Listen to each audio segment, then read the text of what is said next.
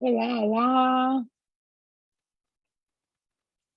Estou vendo aqui, vou esperar um pouquinho as pessoas chegarem. Espero que vocês estejam me ouvindo bem. Eu vou acompanhar as mensagens aqui pelo Facebook, então vocês podem enviar mensagem, estou aqui acompanhando. Estou vendo que a Renata, você está aí. Renata, vocês estão me ouvindo bem? Só me dá um sinalzinho aí de que se vocês estão me ouvindo ou não, por favor. Se você estiver me ouvindo, só manda uma mensagem.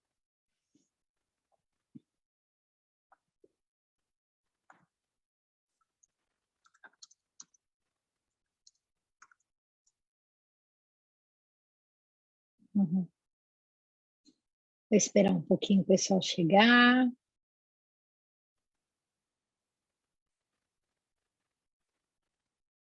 Estão escutando? Então eu vou.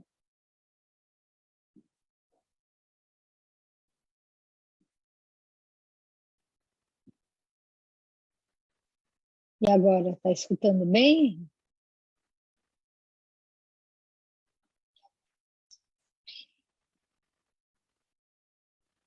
Eu estou me ouvindo. Então,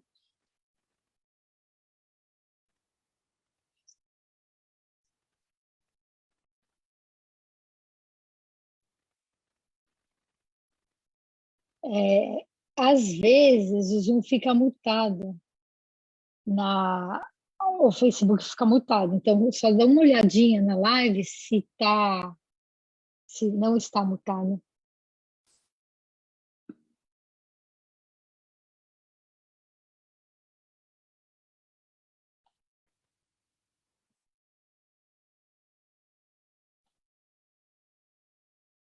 A Ruth está ouvindo, Juliette está ouvindo, ok.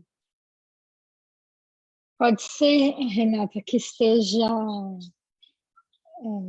mutado no próprio Facebook. Dá uma olhadinha tem um íconezinho de um alto-falante, às vezes está com um X ali. Eu só vou dar um tempinho, pessoal, porque as pessoas ainda estão se organizando, estão chegando, estou vendo que o pessoal está chegando, então vou dar um tempinho, tá bom? Eu estou olhando aqui do lado porque está transmitindo para mim no computador do lado, e aí eu vou acompanhando o chat também, porque a minha ideia é a gente ir dialogando, né? A gente ir conversando, a gente ir trocando experiências. Então, para isso, vocês comentarem no chat é bastante importante, tá bom? Então, a minha ideia é que a gente tenha, apesar de ser pelo chat, mas ser uma conversa, né? A gente poder dialogar bastante. E eu estou bastante feliz, assim, estou vendo as pessoas chegando, cumprimentando. Que bacana. Oi, Bartira, Daniela, Juliette, Márcio, a Renata, agora sim, legal. Que bom, que bom. Gente. Então, eu tô esperando o pessoal chegar, mas já estou vendo que tem. Né, o pessoal está chegando, que bacana. Estou muito feliz de estar. Faz tempo que eu não faço uma live. E para mim a live é uma oportunidade da gente trocar, conversar, né, refletir sobre questões importantes da educação infantil, né, algumas então, reflexões que eu venho fazendo como pesquisadora, como educadora, como professora de crianças também, né? Então, é uma oportunidade muito bacana. Eu quero agradecer todo mundo que está chegando, que está vindo, né? Vou dar só mais uns minutinhos e aí a gente já começa. A previsão dessa live é no máximo 1h30, mas assim, vai depender de como que a gente vai interagir, enfim, conversar, né? A ideia é eu trazer algumas reflexões que eu venho fazendo de planejamento e depois a gente ir conversando sobre as dúvidas, as experiências, né? As descobertas, como é que vocês têm organizado o planejamento, as reflexões que vocês têm feito, mais do que uma palestra em si, mas a ideia é uma oportunidade da gente poder trocar reflexões, trocar impressões, trocar ideias, né? Então, essa é a grande finalidade e a proposta dessa live. Oi, Ju! Oi, Regina! Oi, Ana! Que bacana ter vocês aqui, gente. Estou muito feliz de também estar no espaço, congregar pessoas que às vezes eu converso individualmente e que hoje estão juntas, né? Então, tem gente aqui que é coordenadora, diretora, professora, pessoas que ex-alunas, que eu fui, que participam e participaram da minha trajetória ao longo aí desses anos de trabalho, né? Então, para quem não me conhece, eu sou Janaína Maldonê, eu sou professora de educação infantil, sou mestre, doutora, e toda a minha trajetória acadêmica e profissional sempre foi na área de educação infantil, né? Então, é uma área que eu estou desde 1990, né? Desde algum tempo, como eu entro na rede de São Paulo em 1994 e nunca mais saí, né? De uma forma ou de outra, eu estou sempre na rede pública. Comecei como professora, depois como formadora, e hoje eu estou junto com várias 6 IMEs da cidade de São Paulo, que são espaços de educação infantil, junto com as educadoras, refletindo sobre a área, sobre planejamento, sobre currículo, enfim, né? Sobre várias temáticas da educação infantil. Nessa minha trajetória, eu fui estudar o meu mestrado, eu fui querer entender o que é um currículo voltado para a cidadania na educação infantil, então esse foi a minha proposta, né? Entender o que é formar crianças tão pequenas para a cidadania. E no doutorado eu fui estudar sobre como os movimentos sociais em defesa da educação infantil influenciaram as políticas públicas. Então, quais foram os ganhos, quais foram as estratégias desses movimentos? Eu tentei entender como essas estratégias impulsionaram a luta e muitas das conquistas para a educação infantil no Brasil, né? Então, toda essa minha trajetória acadêmica como professora, mas também foi uma trajetória como ativista da educação infantil, né? Então, eu sempre militei em movimentos sociais, sempre lutei por políticas públicas que respeitassem e considerassem a criança. Oi, Ana, tudo bem? Ah, que bom, gente. Olha quanta gente linda aqui comigo, né? Quanta gente potente, comprometida, a Fabiana, a Jane, olá a todas. De vez em quando eu vou olhar aqui do lado, né? Para poder ver quem é que está comentando, quem é que está aqui, quais são as dúvidas, indagações, reflexões que vocês vêm fazendo, né? Então, eu coordeno Pedagogia com a Infância, que é um centro de formação, que começou em 2010, pequeno, com blog, né? Na verdade, começa um blog, e esse blog eu vou refletindo sobre educação infantil, trago algumas reflexões e também alguns pensamentos que eu fui tendo a partir de dúvidas de alunas minhas como professora, né? No ensino superior. E aí eu começo esse blog para responder esses questionamentos, essas reflexões, e o blog vai tomando uma proporção grande e virou um centro de formação. Então, hoje eu tenho uma equipe que trabalha comigo, não sou só eu, né? Mas são sempre professoras de educação infantil ou professoras coordenadoras da rede de São Paulo, né? Que foram da rede de São Paulo, então têm experiência com escola pública, e que tem também uma trajetória bastante comprometida na educação infantil, né?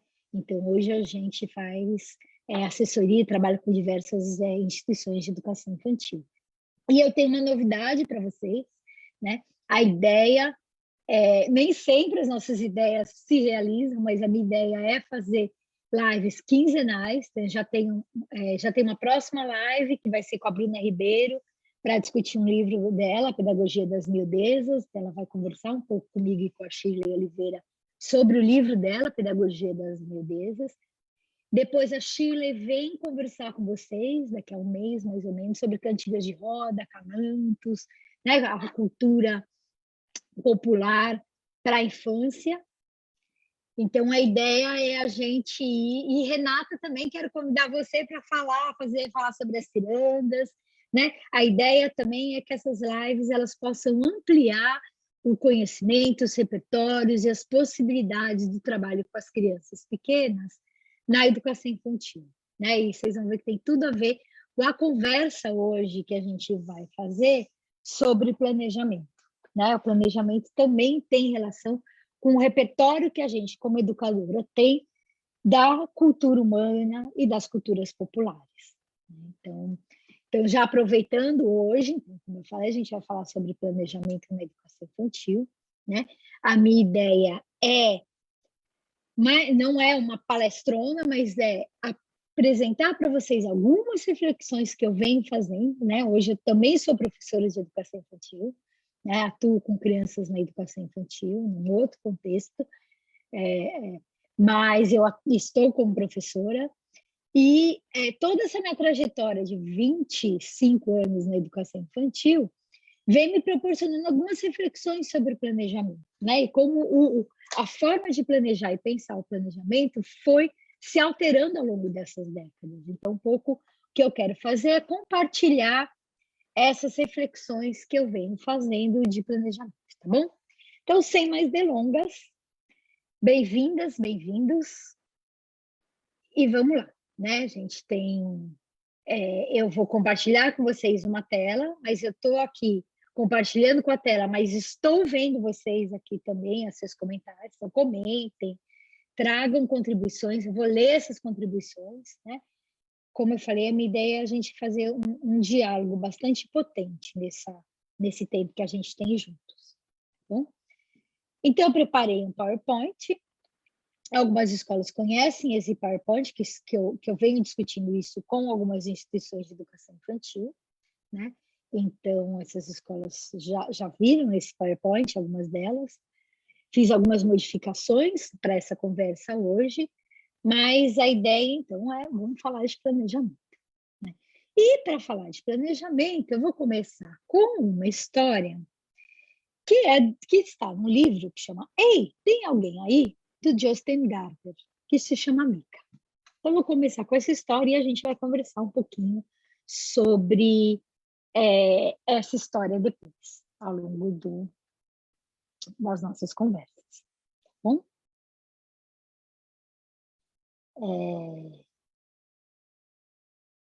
Deixa eu só... Olha lá. Perfeito. Então, começa assim. Assim que Mica acabou de testar a gravidade, ficou de quatro no chão e examinou a grama. Primeiro cheirou, arrancou uns tufos verdes e pôs na boca. Sem dúvida, o gosto não lhe agradou, pois logo cuspiu a grama fora. Isso não serve para comer, falou. Ele cuspiu de novo várias vezes. Fiquei com um pouco de pena. Se ele estava viajando fazia meses e meses, vindo lá de outro planeta, devia estar com muita fome. Pensando nisso, corri até a árvore e apanhei uma bela maçã do chão. Achei melhor recebê-lo bem, em nome do meu planeta. Pode comer uma maçã, falei, oferecendo-lhe a fruta. Foi como se ele estivesse vendo uma maçã pela primeira vez. Primeiro, só cheirou. Depois, arriscou uma dentadinha. Daí exclamou, nham, nham, e deu uma grande mordida. Perguntei, você gosta? Ele se inclinou bem para frente, fazendo uma reverência. Eu queria saber que gosto tem a primeira maçã que alguém come na vida. Perguntei de novo. Que gosto tem? Ele fez outra reverência. Perguntei por que você está se inclinando. Mica se inclinou mais uma vez. Fiquei tão perplexo que só consegui perguntar de novo. Mas por que você está se inclinando desse jeito? Agora foi a vez de Mica ficar confuso. Acho que ele não sabia se era melhor se inclinar mais uma vez ou só responder. Lá de onde venho, exclamou ele. Nós sempre fazemos uma reverência quando alguém faz uma pergunta fascinante. E quanto mais profunda for a pergunta, mais profundamente a gente se inclina. Nesse caso, perguntei, o que vocês fazem quando querem cumprimentar?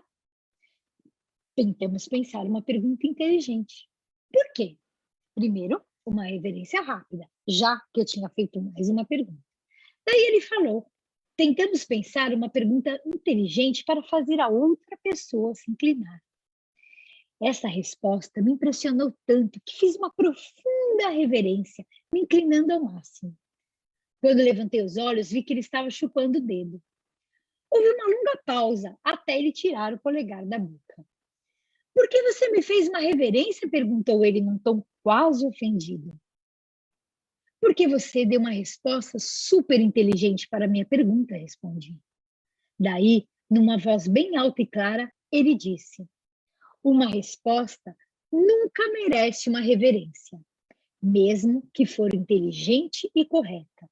Nem assim você deve se curvar para ela. Quando você se inclina, você dá passagem, continuou Mica. E a gente nunca deve dar passagem para uma resposta. Por que não?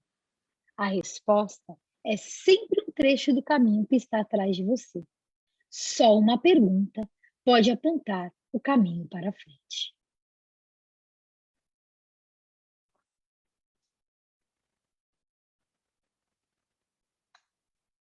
Então, partindo da história do Mica, né?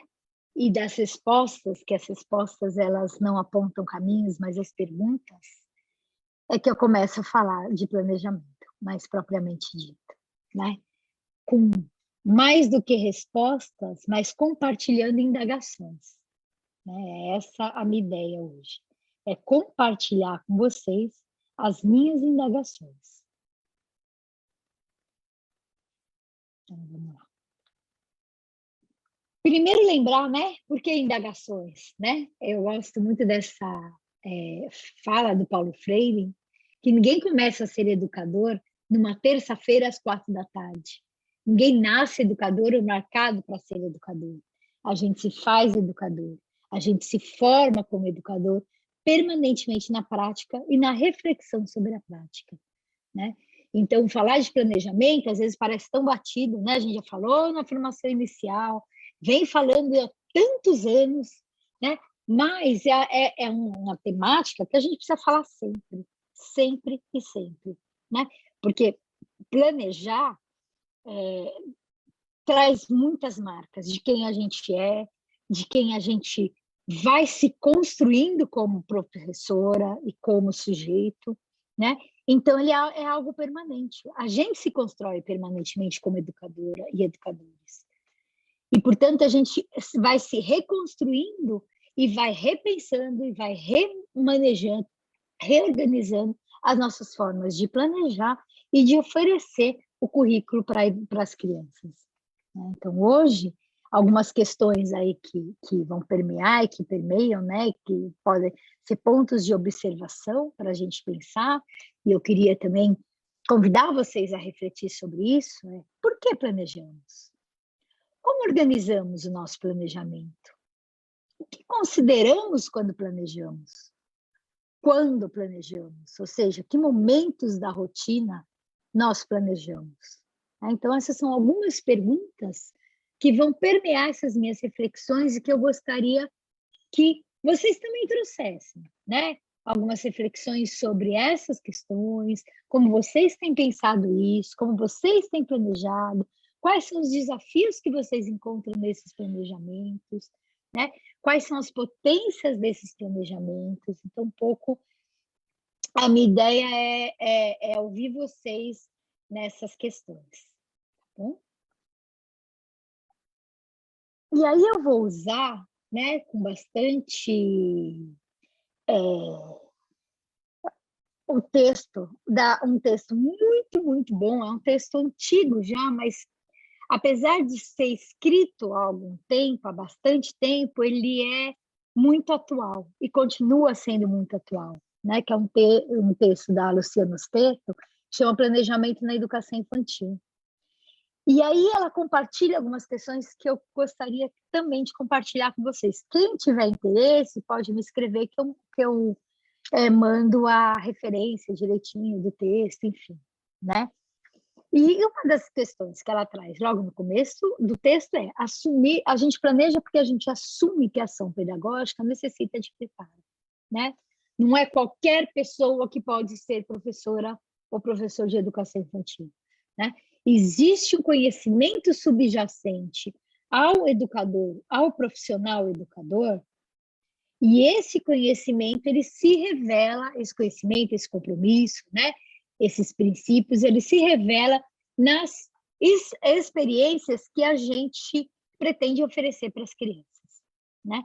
Então, nesse sentido, o planejamento não é uma formalidade, né? Mas ele é um documento, não é um documento a ser preenchido para alguém olhar, para o coordenador olhar, para o diretor olhar, para a rede olhar, mas é um documento que serve para a gente se perceber enquanto as nossas reflexões, as nossas atitudes e as nossas escolhas, né? E é muito interessante, quando eu volto a olhar os meus planejamentos, né? Quando eu comecei a minha carreira como professora, e olho hoje o modo como eu planejo, o modo como eu organizo as experiências para as crianças, é muito diferente, né? Passou, assim, uma outra Janaína, uma outra educadora, né? Porque eu tive processos e experiências de reflexões coletivas, individuais, que foram me possibilitando eu refinar esses planejamentos a serem oferecidos para as crianças. Mas não tem a ver só comigo, Janaíne, tem a ver também com a área de educação infantil, que vai se refinando, que vai se repensando e que vai trazendo contribuições sobre a área e sobre as infâncias, né?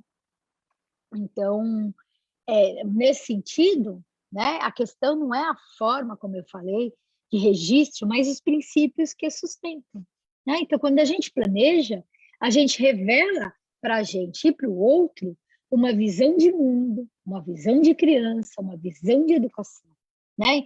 Então, mesmo que seja um planejamento extremamente gradeado, um planejamento com pouca reflexão, mas ele revela quais as experiências que eu vou oferecer para as crianças, tem ali uma visão de mundo, uma visão de criança, uma visão de educação. Ele sempre vai derivar de crenças e princípios, né? E a Ana trazendo, né? Planejar garantindo a intencionalidade docente e, ao mesmo tempo, a escuta e autoria infantil é um desafio. E muitas vezes uma exclui a outra. Como superar isso? A gente vai conversar um pouquinho, né, Ana, sobre essa questão, né? De como é que eu garanto a intencionalidade, mas, ao mesmo tempo, a escuta infantil, né? Não é um laissez-faire de que eu vou ouvindo as crianças e eu não tenho uma atuação enquanto uma educadora que tem um saber, né? Um saber social, mas também esse saber ele não está deslocado de crianças concretas que pensam sobre o mundo, né?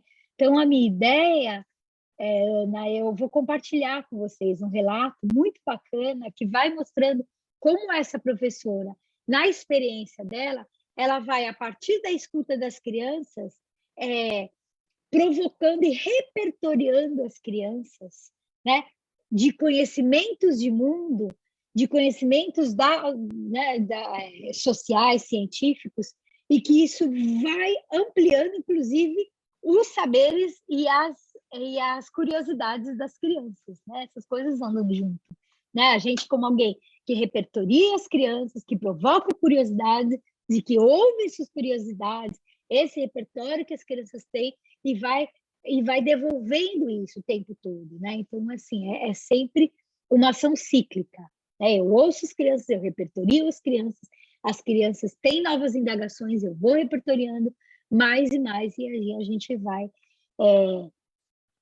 construindo essa relação, né? De um currículo que é vivo, mas que tanto as crianças quanto os educadores são autores desse currículo, né? E dessas experiências.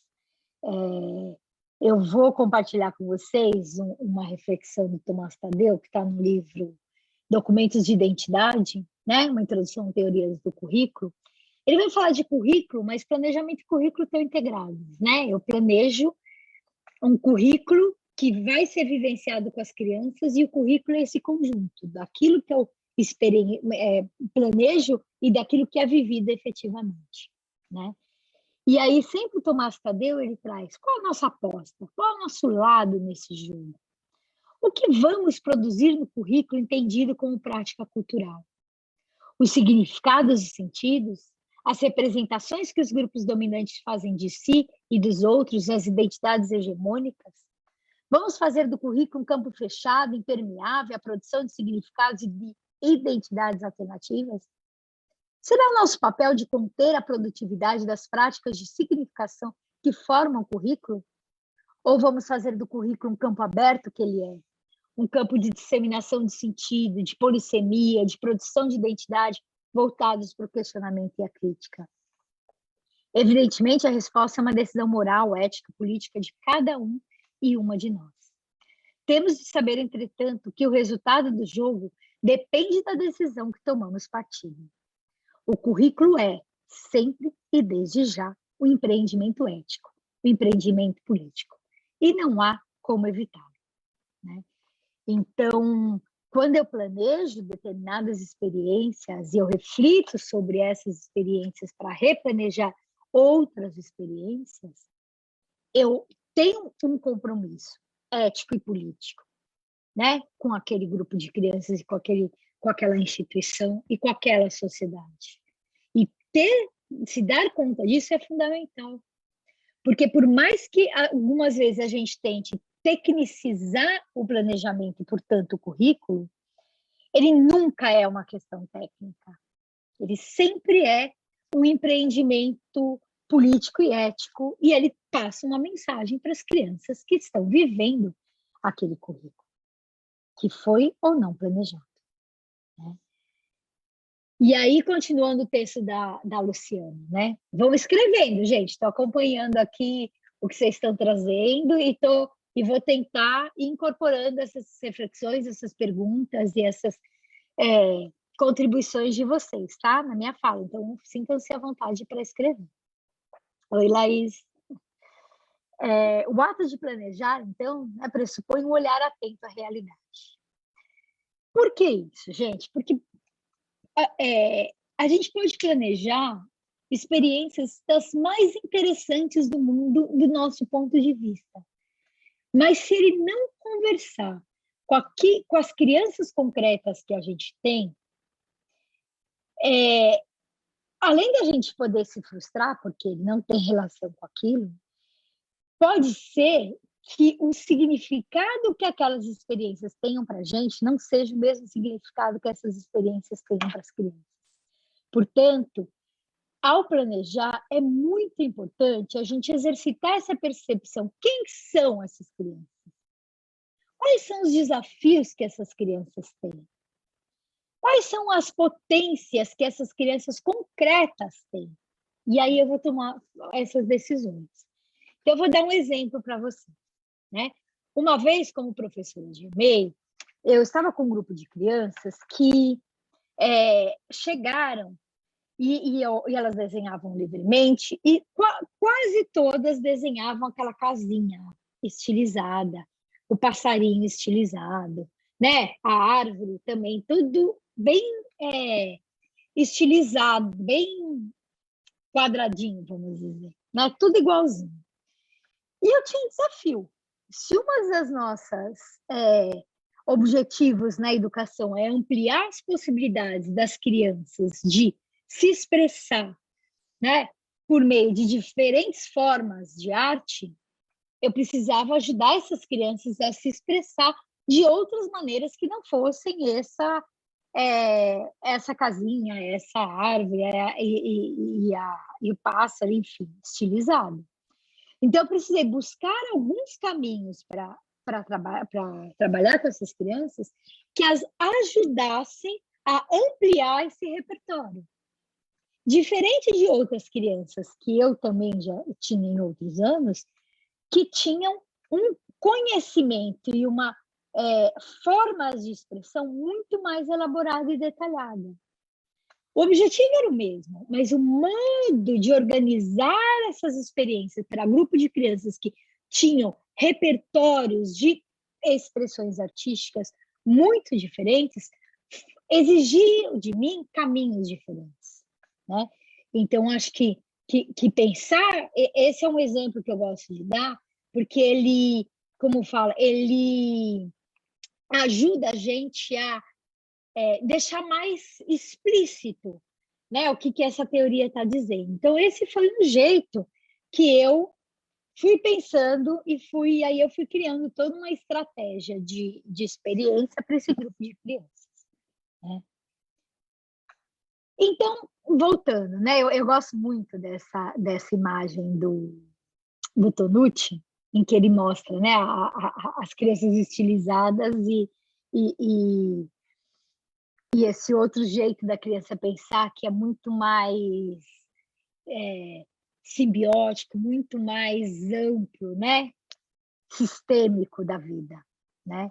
E o quanto que a gente precisa ir se aproximando desse jeito sistêmico e interrelacional que as crianças têm da vida, né? Então, trazendo o texto da Osteto de novo, né, da Luciana Osteto, que as propostas de planejamento, elas vão sim depender bastante do compromisso que a gente tem com a profissão, do respeito que a gente tem com grupos de crianças, das informações e informação que a gente possui, das relações que a gente estabelece com o conhecimento e dos valores que a gente acredita, né? E essa questão das relações que a gente estabelece com o conhecimento, gente, isso é muito importante, né? Como educador, a gente precisa estar sempre ampliando os nossos conhecimentos de mundo, né? A gente nunca vai saber tudo do mundo, isso é impossível, mas o quanto é que a gente vai ampliando? Por isso, conhecer as cantigas, os acalantos, as formas brincantes que a gente construiu enquanto sociedade, né? Um outro exemplo, né? A gente estava falando de um rio uma vez, que o rio estava muito sujo, e aí a gente estava se organizando, eu com o meu grupo de crianças da EMEI, para a gente fazer uma carta para o subprefeito, falando do rio. E aí a gente foi discutindo do rio, e aí as crianças separaram que tinham coisas que boiavam no rio, aí a gente foi fazer a experiência tão comum do boia-afunda, né? E, gente, eu fui estudar tanto para entender o que boia e o que afunda, né? E eu lembro que eu fui falar com professores de metodologia científica para poder entender, para poder provocar as crianças, né? Então, cada vez que elas tinham uma hipótese sobre o que boiava, eu trazia um outro objeto que contrastava a hipótese delas, e aí elas iam refinando essas hipóteses, né? Então, esse é um outro exemplo de quando a gente vai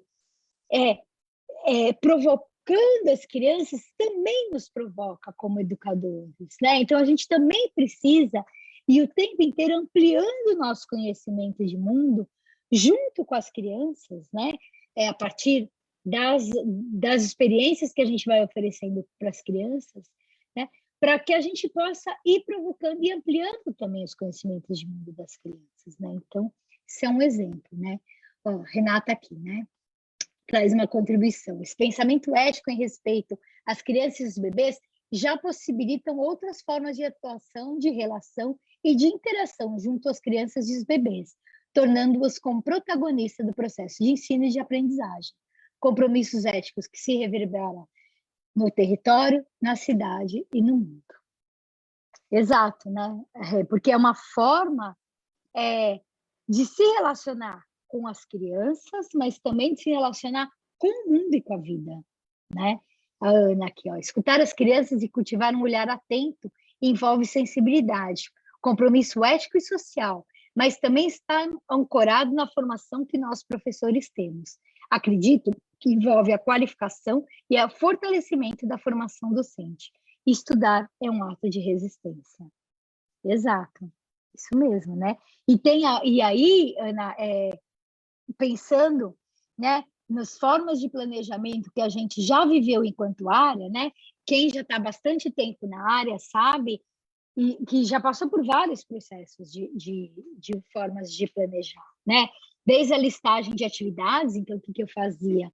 Eu via, bom, eu vou ficar tanto tempo com as crianças, então, em tal momento, comer, tal, e aí tem uma atividade pedagógica, como se ela fosse, essa atividade pedagógica fosse deslocada de outros momentos da rotina e esses outros não fossem pedagógicos, né? E aí eu preenchi o tempo, né? Então, vou dar massinha, vou dar montar tudo, ou vou pegar, quem conhece a pasta de stencil que tinha, né, nas escolas, e aí eu rodava lá, pegava alguma atividade que tinha ali e rodava para as crianças pintarem, né?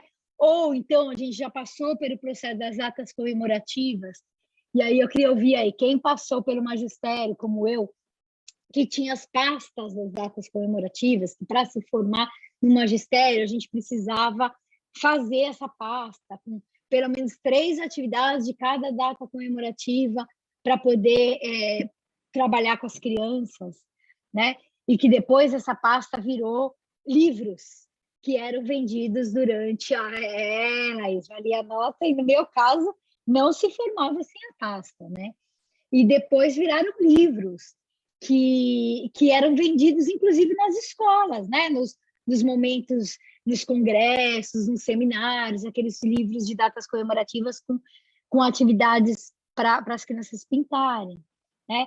Depois a gente passou por um processo de planejamento dos aspectos do desenvolvimento, né? Então, psicossocial, aspectos físicos motores, né? A gente também passou pelos temas. Então, a gente tinha os temas que muitas vezes eram temas, o mesmo tema para a escola inteira, ou para as mesmas crianças de uma determinada faixa etária, né? Era um tema que era ou decidido pela coordenadora, ou decidido pelo grupo de professores, e aí fazia uma sequência de atividades vinculadas àquele tema, né? E depois as áreas do conhecimento. Então, vou planejar matemática, planejar escrita, planejar ciência, planejar, e muitas vezes desconectado numa perspectiva também escolarizadora, né? Então, é lógico que esses modos de planejar, eles não são lineares, né? Eles sobrevivem ainda, né? A gente vê essas diferentes formas de planejar em muitos espaços, em muitos lugares do mundo também, né? Então, olhar para essas formas históricas de planejamento e como essas formas marcaram a nossa maneira de olhar o currículo da educação infantil é importante, né? E também é importante pensar o seguinte, será que de fato já superamos? Não superamos, né? Não superamos, porque essas formas de planejamento fizeram e fazem parte das formações docentes, né? Ainda hoje, muitas das formações dos professores passam por essas formas de planejar, né? E eu lembro muito bem quando eu fui, né, aluna e depois como professora de ensino superior, a luta que era nossa de mudar as formas de estágio, porque as formas de estágio também eram assim, né? Vamos olhar sempre o professor, como o professor dá aula, como o professor aplica determinada atividade, como ele planeja. E pouco a gente ia, ao longo do nosso estágio, pensar como as crianças reagiam a essas formas de planejamento e quais as narrativas que as crianças criavam a despeito do que o professor planejava. Ou seja, que iam além ou de encontro, né, contra aquilo que o professor planejava. Eu fui ver essas experiências em 2 livros, um deles tal, esse texto da Luciana Ostetti, que são livros belíssimos, né? Encontros e Desencontros na Educação Infantil é um deles, em que as estagiárias da Federal de São Carlos, né, sob a supervisão da Luciana Ostetti, vão escrever sobre o seu processo de estágio, mas focada não apenas no planejamento da professora e na forma, mas na reação das crianças, né? Então, essa forma que naquele momento, inovadora, mas que ajuda a gente a pensar os processos, inclusive, de formação inicial e continuada que vão ajudando os professores a olharem e cada vez de forma mais qualificada para as formas das crianças reagirem e criarem narrativa no seu cotidiano, né? Então, muitas de nós não passou por esse processo, né? De sensibilidade, de olhar para as crianças, de perceber como as crianças reagem às nossas formas de planejar, as curiosidades das crianças, os interesses e as narrativas que as crianças constroem ao longo do seu cotidiano nas instituições. Então, e isso passa não só pela formação inicial, como eu falei, mas pelos próprios processos de formação continuada que são realizados nas instituições de educação infantil, né? Então, olhar para esses processos e pensar em que medida os processos de formação continuada, da qual eu coordeno, eu participo, né? Eu contribuo, eles vão possibilitar que as professoras apurem o seu olhar para os fazeres das crianças e para os modos como as crianças reagem àquilo que a gente planejou, que foi planejado para elas, né? Então, mudar a forma de planejamento exige também mudar a forma de formação, o modo, né? O modo de pensar a formação dos educadores e dos professores nas formações iniciais e continuadas, né? E aí a Maria Lúcia Machado traz uma fala que eu acho muito bacana, né, e muito potente. Só ver aqui que eu estou acompanhando aqui as falas de vocês que são muito, contribuem bastante, gente, vamos escrever, né? E a Maria Lúcia Machado traz uma questão muito importante, né? O pedagógico não está na atividade em si, mas na postura do educador, né? Uma vez que não é a atividade em si que ensina, mas a possibilidade de interagir, de trocar experiências, de partilhar significados, é que possibilita às crianças acesso aos novos conhecimentos, né? Uma atividade de apostila, só pegar uma atividade de apostila e entregar para as crianças preencherem, isso qualquer pessoa faz, né? Você não precisa de um educador para fazer isso. Agora, pensar um currículo em que eu vou compartilhar uma experiência com as crianças, observar como essas crianças reagem, compreender como se dá o processo de desenvolvimento das crianças, né? Físico, social, psicológico, de interação, e buscar propostas que vão ampliar isso, nisso reside a nossa profissionalidade. É por isso que ser professor e professor de educação infantil exige é uma profissão e exige um arcabouço de conhecimentos, né? Porque é isso, não é uma atividade em si, mas é tudo que as propostas que a gente vai desenvolvendo com as crianças, e aí quando eu falo propostas, é desde a hora que elas chegam na escola, na instituição, até a hora que elas vão embora. Então, o modo como a gente organiza o almoço, o modo como a gente organiza os momentos de refeição, o modo como a gente organiza os momentos de sono, né? E todos esses momentos, as histórias que a gente escolhe para contar, enfim, e o modo como a gente interage com as crianças nesses momentos influencia muito a forma como as crianças vão experienciar a educação, né? E aí a Orsteto, né, muito bacana, vai dizer: planejamento na educação infantil é essencialmente linguagem, formas de expressão e leitura do mundo, que nos rodeia, que nos causa espanto e paixão por desvendá-lo, formulando perguntas e convivendo com a dúvida, né? Então, quando a gente planeja de uma forma gradeada, com pouca possibilidade de intervenção das crianças, de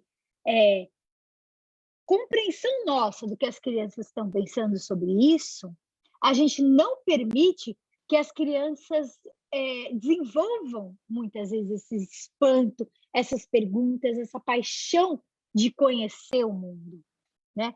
Que é tão fundamental e que as crianças precisam, ao passar pelo processo de educação infantil, fundamental, médio, né, e pelo ensino superior, ou seja, o processo educativo, ele precisa o tempo inteiro despertar uma paixão de conhecer as coisas do mundo, né?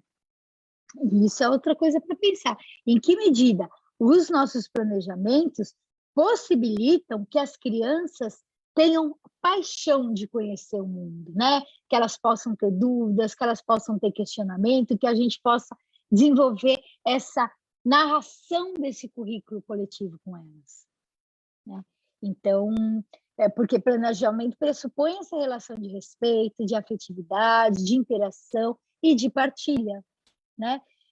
Eu acho muito interessante essa ideia da Alstedt, quando ela fala, né, que o planejamento bem planejado é entrar na aventura em busca do desconhecido, construir essa identidade com um grupo de crianças, né? Olha lá a Dani, né? A Daniela Maia trazendo, ampliamos nossos olhares e saberes, experimentando fazer em parceria com as crianças, né? A gente tem aqui na live professoras que estão no cotidiano, né? Então tem a Ana Paula, a Aidara, a Daniela, a Marta. Vocês podem compartilhar, gente, né? Alguns planejamentos, algumas formas, algumas propostas que vocês viveram com as crianças e que são reveladoras, né, de tudo isso que eu estou falando. Eu acho que isso é bastante interessante, porque também vai ampliando e dando concretude a tudo isso que eu estou trazendo, né? Então, eu convido vocês aí, gente, a compartilhar as experiências que vocês vêm desenvolvendo com as crianças, né? Então, planejar na educação infantil é planejar um contexto educativo envolvendo atividades e situações desafiadoras e significativas, que favoreçam a exploração, a descoberta e a apropriação do conhecimento sobre o mundo físico e social, né? Então, eu vou ler para vocês um relato que vai deixar muito visível isso. Eu vou ler o relato e eu vou pedir para vocês, enquanto eu estiver lendo o relato, vocês irem colocando no chat em que medida isso tudo que eu estou falando até agora se revela nessa prática que essa professora relatou aí nessa crônica que eu vou ler para vocês, tá? Então, aí eu dou tarefa, né? Professora dura, né, gente? Mesmo na live dá tarefa para as pessoas. Mas, então, a ideia é essa, né? Enquanto eu for lendo o relato, o que isso que eu até agora trouxe sobre essas reflexões sobre o planejamento se revela concretamente nessa experiência que essa professora compartilha, né? Então, antes de ler o relato, só discutir algumas coisas que são importantes para vocês perceberem também nesse relato, né? Como a gente vai perceber situações significativas, né? Qual é o ponto de partida para a gente perceber? Não, essas são algumas situações significativas que eu posso incorporar no meu planejamento, né? Para onde as crianças estão direcionadas a sua qualidade, suas curiosidades? Quais são as curiosidades que esses grupos de crianças apresentam? Ou, não só curiosidades, mas quais são os desafios que esse grupo de crianças apresentam para a gente, né? Que a gente percebe e que servem de base, que podem servir de base para um planejamento com elas. A Iramaia não está ouvindo, é só a Iramaia, gente? Vocês estão ouvindo? Iramaia, às vezes, quando a gente liga na live, tem um iconezinho que é um alto-falante. Se tiver um xizinho do lado... Bom, se ela não está ouvindo alguém, escreve para ela, por favor. Nesse alto-falante tem um xizinho. Se tiver o xizinho é porque está desligado. Se alguém puder ajudar a Iramaia, eu agradeço. Então, pensar, né? Quais são essas situações significativas que podem gerar boas situações a serem compartilhadas com as crianças, né? As curiosidades das crianças, os desafios que essas crianças têm, né? As formas que a gente tem de escutar tudo isso das crianças, né? Então, sem mais delongas, eu vou ler essa crônica. Gente, esse livro é um primor. Eu aconselho muito vocês a terem esse livro, né? São 77 crônicas. Todas essas crônicas são de professoras de creches e pré-escolas do Brasil que contam as suas experiências a partir da escuta das crianças. Então, tem experiências de professoras de bebês, professoras de crianças mais velhas, de 5, 6 anos, né? Até de 6 anos. Enfim, é um primor. E eu vou ler para vocês uma dessas crônicas agora que chama do aniversário da minha mãe, ou Como Mandar as Crianças para a Lua. E aí eu peço para vocês, então, irem escrevendo no chat, tá? O que tem a ver aí essa crônica com tudo isso que a gente está falando agora. Quem escreveu essa crônica foi a Beatriz de Castro Boriolo e a Maria Dolores Petoni, né? Então, essa crônica conta como, utilizando caixas, tubos e outros materiais alternativos, as crianças projetaram e construíram um foguete para ir até a Lua. Como pano de fundo, temos educadores atentos que planejam situações para as crianças superem dificuldades e necessidades infantis e que respeitem as crianças como produtoras de cultura, valorizando a brincadeira e proporcionando atividades que considerem o mundo da infância, né? Enquanto pessoal, então vou começar. Enquanto pessoal de apoio descarregava os materiais de consumo na entrada da creche, algumas crianças de 5 anos observavam atentamente. Assim que os homens se distraíram, as crianças se aproximaram do material e começaram a comentar.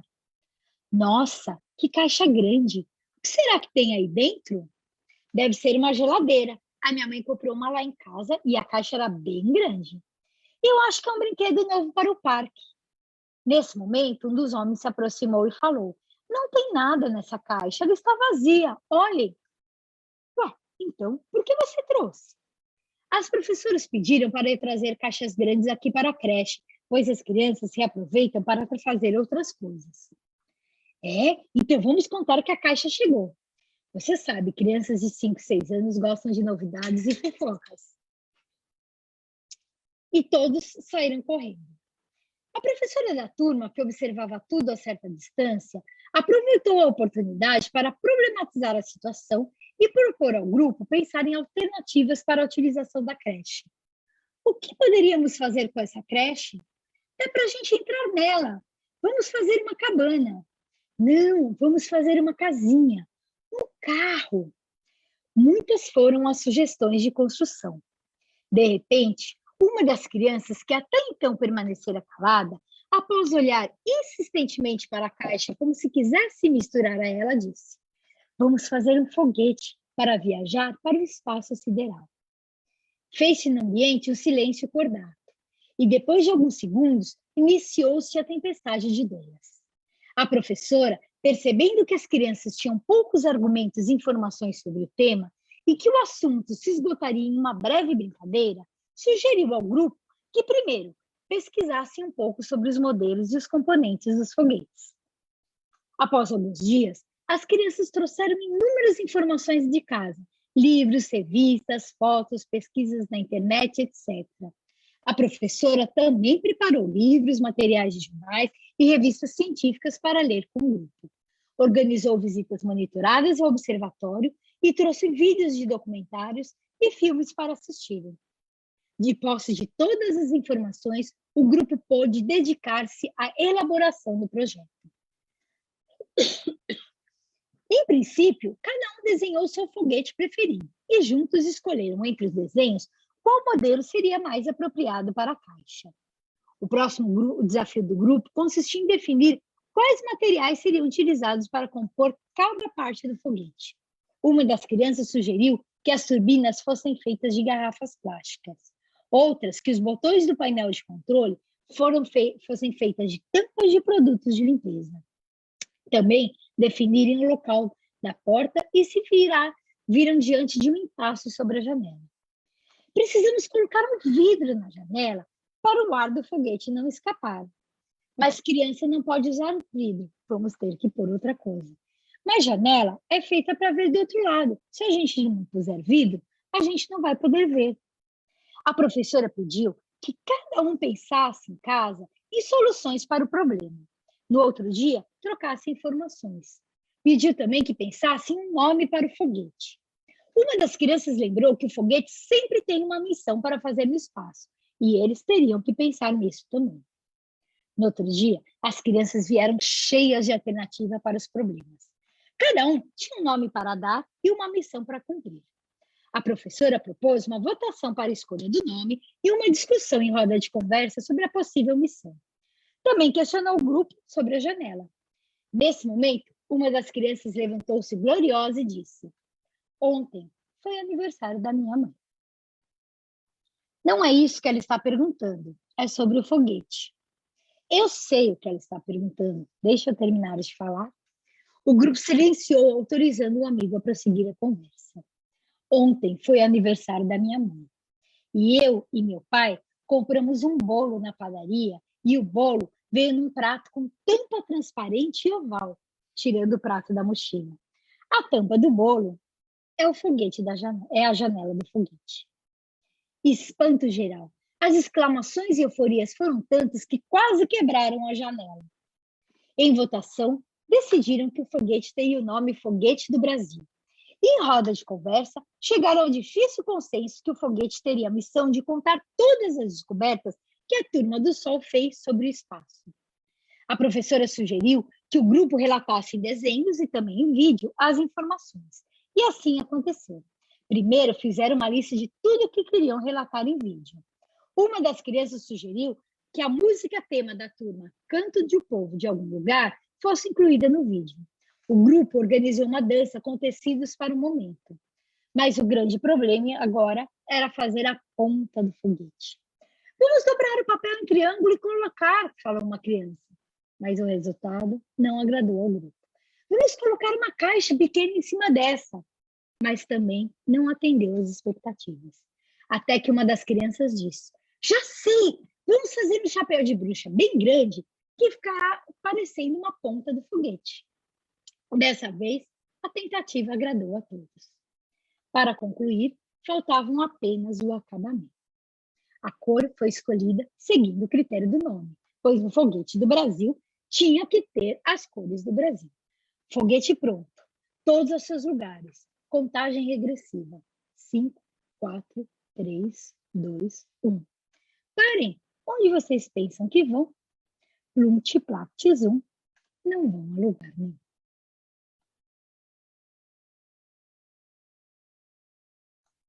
E aí eu termino. Né? E aí vamos ver o que vocês trazem aí. Né? A Ana comentou aqui um pouquinho antes. É muito bom, Jana. Recuperar o protagonismo docente no planejamento é fundamental. Muitas empresas vendem apostilhas milagrosas que objetificam o prazer docente e reduzem a educação à mera mercadoria.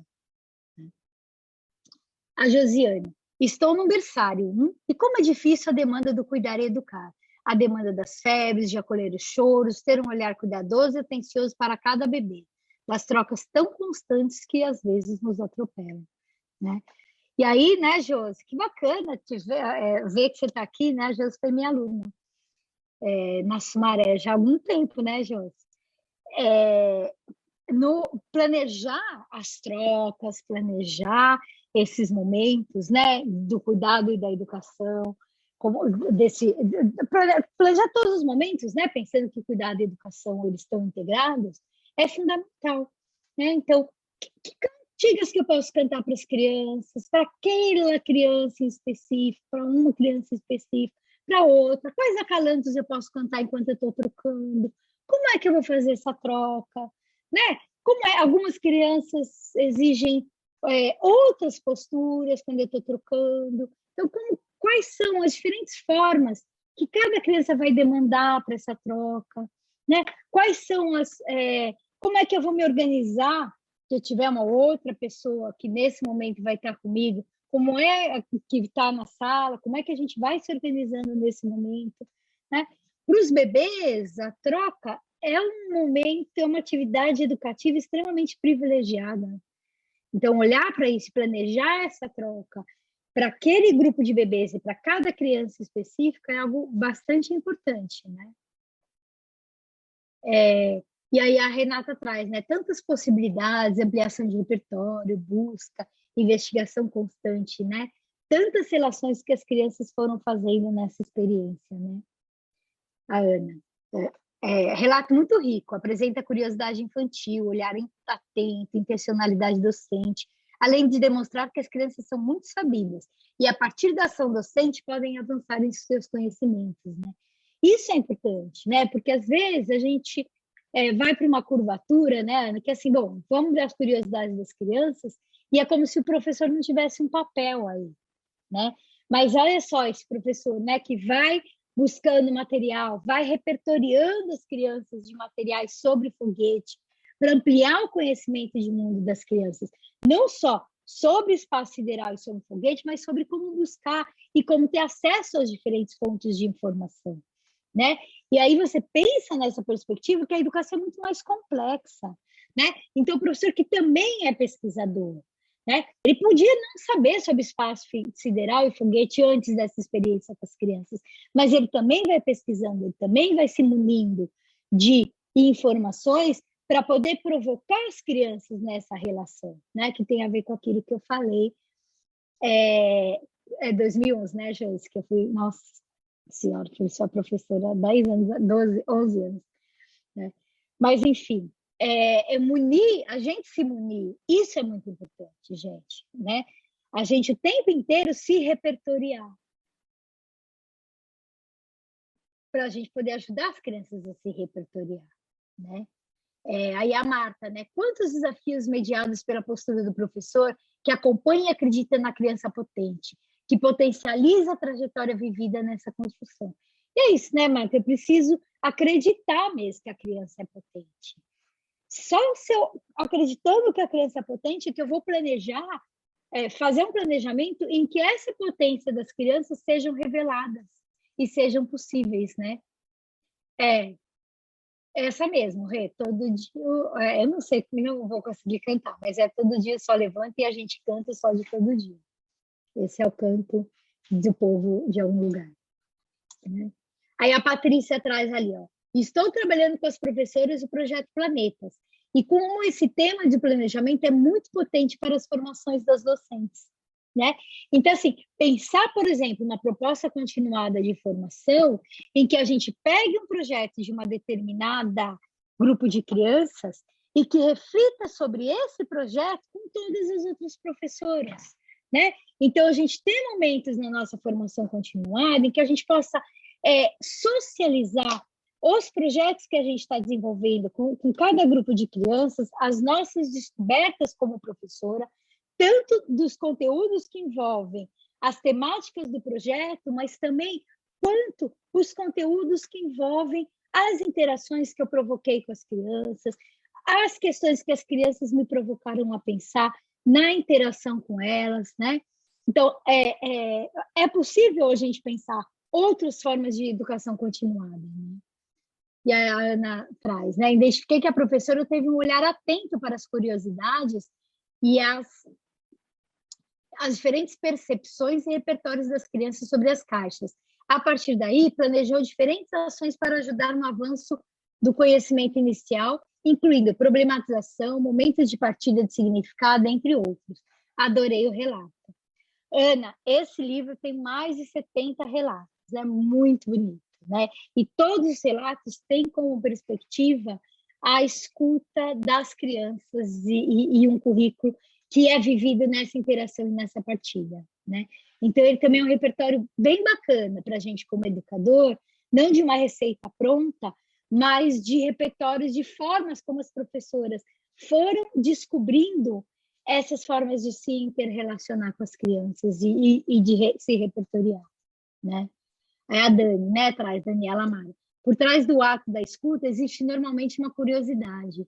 A observação e a escuta atenta nos levam, como professores, a escolher cada opinião, a refletir o significado das vozes e dos gestos das crianças. E ao ouvi-las, podemos perceber caminhos apontados para seguirmos juntos, potencializando processos, propiciando trocas, interações, diálogos e aprendizados significativos.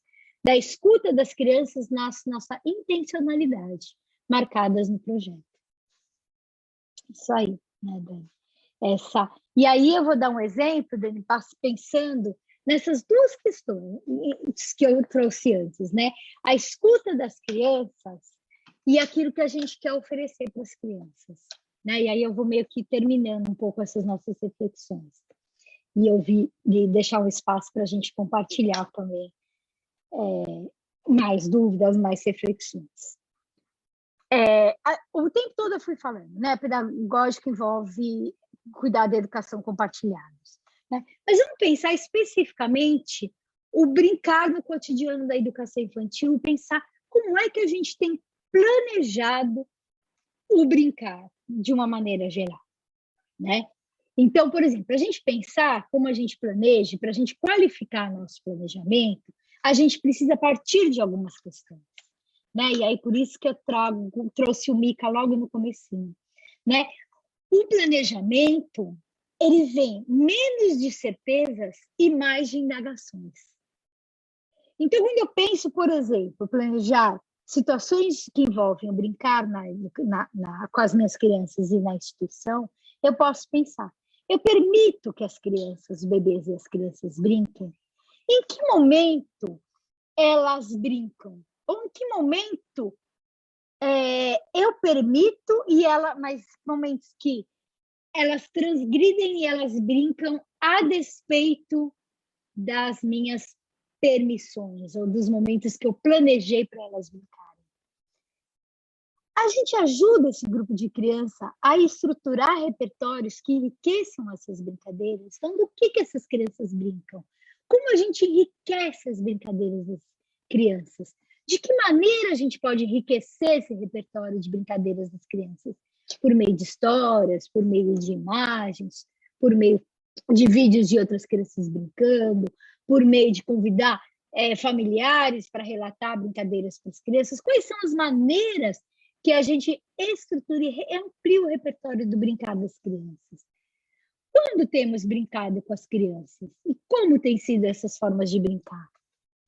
Quais as narrativas que as crianças constroem em suas brincadeiras? E, de novo, como temos ampliado essas narrativas das crianças? Ensinamos as crianças a brincar as brincadeiras das culturas populares? Em que momentos, quando, que brincadeiras, com quais diversidades? Né? Então, todas essas são perguntas que vão ajudando a gente a qualificar o nosso planejamento e qualificar o currículo vivido com as crianças na educação infantil, né? E aí, por isso que a gente fala, e que tem falado muito, currículos emergentes, projetos de trabalho, né? Porque parte de ideias de horizontes, de perspectivas gerais, né? De ideias muito mais amplas de quais são os nossos objetivos com as crianças. Então, por exemplo, que as crianças aprendam a se expressar, né, com as diferentes linguagens, que as crianças aprendam a cuidar de si, a cuidar do outro, né? Que as crianças aprendam relações de solidariedade, que as crianças algumas linhas gerais, né? Que as crianças saibam onde buscar respostas para algumas de suas indagações. Então, essas são algumas questões mais amplas, mas que, por meio de projetos de trabalho, em que eu estabeleço uma relação de interação, de partilha, de compartilhamento com as crianças, a gente vai ampliando e vai ampliando o mundo para as crianças, né? Porque tem algo que eu sempre falo, quem foi minha aluna, quem já passou por processo de formação comigo, sabe que eu sempre repito isso. Principalmente a educação infantil é a inauguração do mundo para a criança, gente. Quando a criança nasce, nos primeiros anos de vida dela, ela não sabe o significado complexo que é de ser e estar no mundo humano e numa determinada cultura. Somos nós, educadoras da infância, e aí educadoras da infância, eu estou dizendo, todos os adultos que convivem com as crianças, sejam eles mães, professoras, né, equipe de apoio, gestores, todo mundo que convive, que vai inaugurar o mundo, ou seja, que vai ofertar para as crianças e mostrar para as crianças o significado de viver nesse mundo, né? E a gente, como educador, tem um papel diferenciado nessa inauguração de mundo, porque a gente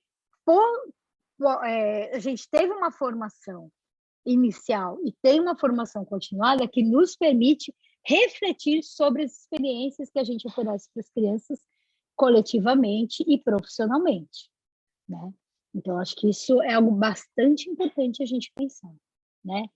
E aí eu convido vocês a gente pensar esses pontos de observação. Por que planejamos? O que levamos em conta quando planejamos? Quais momentos da rotina planejamos? Quando planejamos? E como organizamos o nosso planejamento? Então, eu paro aqui, né, para a nossa conversa, paro aqui de fazer compartilhar, e aí para a gente conversar um pouco mais sobre planejamento e ouvir, quando eu falo ouvir, não é com os ouvidos, mas com os olhos, né, ler o que é que vocês estão trazendo de contribuição, né? Então, a Geneide traz, né? Esse tipo de planejamento jamais poderá ser repetido, pois se trata de uma criação ou construção coletiva daquele grupo, que está em uma situação específica e não tem como repetir ou como replicar. Exato, né, Geneide? Porque tem a ver com a forma de interagir daqueles sujeitos naquele espaço, naquele contexto e naquele momento, com aqueles saberes, com aquelas possibilidades daquele momento, né? Então, a ideia desses relatos é impossível deles serem replicados.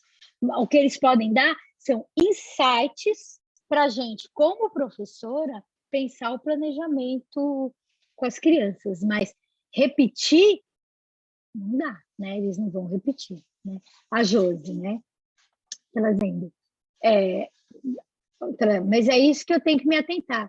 Não deixar que toda a demanda que um B1 pede tem. Não perder esse olhar, né? Ver a troca como um momento único de cada criança, de interação com o professor, com o ambiente, mesmo tendo uma rotina tão cansativa, de rapidez e com tantas necessidades, né?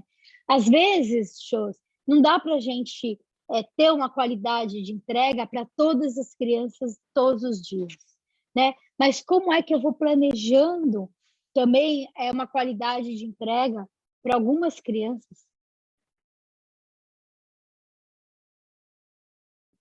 Como é que eu vou planejando com as crianças uma qualidade de entrega para algumas crianças a alguns momentos? Então, nessa semana, eu vou me dedicar mais a olhar para tais e tais e tais crianças, né? Porque dizer que a gente vai ter qualidade de entrega, por exemplo, no momento de troca, para todas as crianças, todos os dias, quem está no cotidiano sabe que isso é muito complexo. Mas eu posso pensar em que, como é que eu vou também me dividir para essa qualidade de entrega para algumas crianças e alguns dias da rotina, né? São algumas coisas que a gente planeja e vai pensando sobre isso, né? Ou pelo menos que eu vou pensando sobre isso, né? Então, pensando nas crianças que eu tenho hoje. E como é que eu vou percebendo alguns desafios que eu tenho na relação com cada uma delas, ou que elas têm também na construção do conhecimento, e que eu não vou poder atingir isso e ter uma qualidade dessa relação com cada uma delas todos os dias, né? Mas que eu penso, hoje, eu vou pensar nesses desafios que essa criança especificamente tem. Então, nesse momento da rotina, por exemplo, dos cantos, eu vou olhar para essa criança e vou pensar como é que eu vou desafiar essa criança, né? Então, olhar para isso também é algo que vai ajudando a gente pensar e qualificando a nossa relação com cada criança, né? Então, nossa, tem bastante coisa, gente. Estou super feliz de ver vocês trazendo contribuições, né? Então, a Renata ali, a escuta das crianças. Quais intervenções vamos fazendo? No processo, construindo saberes juntos, uma outra lógica que não é educação bancária, né? Quando a criança recebe um cuidado de qualidade, né, a Marta está dizendo, ela vai aos poucos adquirindo segurança para brincar sozinha. Investir nos cuidados no berçário ajuda muitos bebês a sentirem-se bem, mesmo nos ambientes coletivos. Aos poucos começam a perceber que que o adulto não está abandonando eles e que a ele retorna, né? A Marta fez uma live linda, ela e a Ana Paula, que está aqui também nessa live, fizeram uma live sobre bebês, está lá no YouTube do canal Pedagogia para a Infância e no Instagram, E aqui e também no Facebook. Né? Vale a pena vocês verem, é muito bonito os relatos delas duas como professoras de berçário. Viu, Josi? Te indico. A Patrícia Matias, né? Hoje falei sobre isso com uma professora, que precisamos ajudar as crianças a brincar, porque a partir desse olhar, ajudar bebês e crianças a ter qualidade de infância, né? A Ana, algumas vezes o que e como fazer se sobrepõe à finalidade do fazer. Fazer perguntas que nos tirem da zona de conforto é muito difícil. As nossas indagações são suprimidas pelas certezas da rotina que nos automatizam. Né? E a gente não pode esquecer, né, Ana, que a gente está numa sociedade que é capitalista, né, que é uma sociedade que exige produção, né, que exige produção da gente como professora, exige produção das crianças, exige produção o tempo todo, né? E é uma sociedade que olha para a metodologia, mas que olha muito pouco para as finalidades complexas do fazer, né? Então, o TICAR, né? Então, as grades do planejamento. Então, aqui eu vou encaixar isso, aqui eu vou encaixar isso. Mas por que eu estou fazendo isso? E qual é essa intencionalidade disso, desse processo? Muitas vezes não são consideradas, né? Jus, como é bom ouvi-la, né? E como nos dá credibilidade ao nosso trabalho. Como é bom ouvi-las e como é bom trocar, né, Jus? O que eu mais gosto de fazer live é essa possibilidade que a gente tem de trocar e de ouvir vocês e de ouvir as vozes de quem também está no cotidiano e poder pensar junto, né? Eu acho que isso é o mais bonito dessa troca, né? Ó, Tata Rosa. Professora Janaína, que prazer. Voltei no tempo da faculdade de Sumaré e me vi em suas aulas. A senhora foi e é uma grande referência para a continuidade da minha aprendizagem. Obrigado por proporcionar momentos de formação. E obrigada, gente. Eu me realizo também, né, podendo compartilhar isso com vocês. Adriana Daphne, a cada momento da jornada dos bebês e crianças devem ser olhados e planejados considerando cada ação como um currículo vivo, né? Acho que essa palavra, né, Dri, que você traz, né, currículo vivo, né? É isso, gente. Quando a gente compartilha com as crianças um projeto coletivo que é construído com as crianças junto, a gente está falando de vida. Um currículo vivo é aquele que traz vida para a gente, traz vida para as crianças, traz vida para as escolas, para a instituição, né, de educação infantil como um todo, né? Soraya, maravilhoso esse encontro, né? Eu vou lendo as suas palavras e vou sentindo uma saudade de vocês, né? E vai me alegrando também, até quem eu não conheço, né? Isso é muito bacana, né? A Miriam, né? Miriam, a importância de continuidade do planejamento, né? Reflexão do que não deu e não deu certo, para garantir que os bebês sejam ouvidos.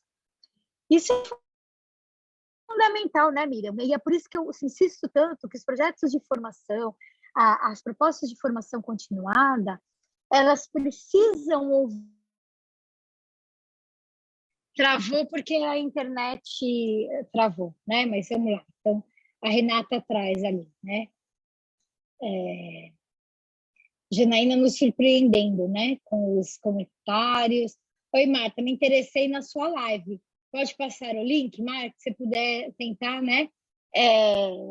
Passar, enfim. Mas, gente, eu vou parando por aqui, né? Queria muito agradecer essa companhia de vocês nesse momento, agradecer, compartilhar com vocês algumas dessas reflexões. E a gente se encontra em próximas lives. Quero dizer que a gente vai ter daqui a 2 semanas, na segunda-feira, às 19 horas, a gente vai ter a companhia da Bruna Ribeiro para discutir o livro dela, Pedagogia das Mudezas. E daqui a 1 mês, a Shirley Oliveira vai compartilhar com a gente as cantigas e acalantos para bebês e crianças bem pequenininhas, tá? E eu convido, também já falei, convido agora de público novamente. Renata, convido você para compartilhar suas cirandas. E a Renata tem uma programação bem bacana de cirandas, de oficina de cirandas, e eu vou deixar para vocês no canal do Pedagogia com a Infância. Tá? Então, só para que vocês saibam, a gente tem vídeo, a gente tem o canal do Pedagogia com a Infância no Facebook, canal do Pedagogia com a Infância no Instagram e canal do Pedagogia com a Infância no YouTube. Tá? Então, podem olhar ali todos os nossos vídeos, as lives, e temos um blog que tem algumas reflexões por escrito. Convido vocês a acompanhar, tá bom? Gente, um forte abraço e a gente se vê daqui a 15 dias.